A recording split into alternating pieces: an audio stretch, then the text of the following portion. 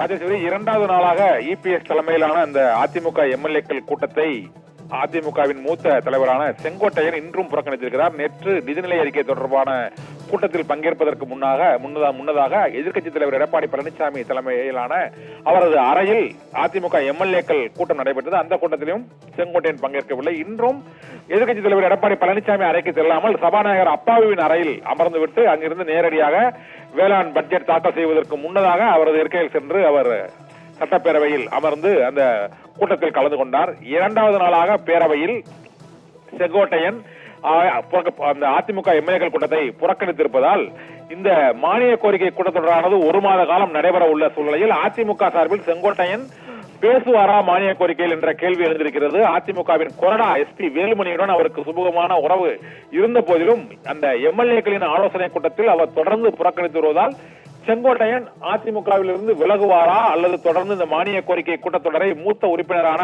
அவர் புறக்கணிப்பாரா அல்லது தனித்து அவர் பேசுவதற்கு அனுமதி வாங்குவாரா என்று பல்வேறு சர்ச்சைகள் நிலவி வருகின்றன.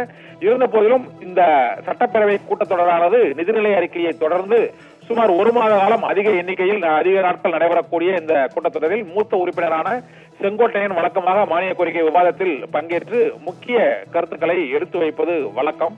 ஆனால் இந்த முறை செங்கோட்டையனுக்கு அந்த வாய்ப்பு அளிப்பார்களா அல்லது எந்த துறையில் செங்கோட்டையன் பேசுவார்? கொறடா எஸ்பி வேலுமணி என்ன முடிவெடுக்கப் போகிறார்?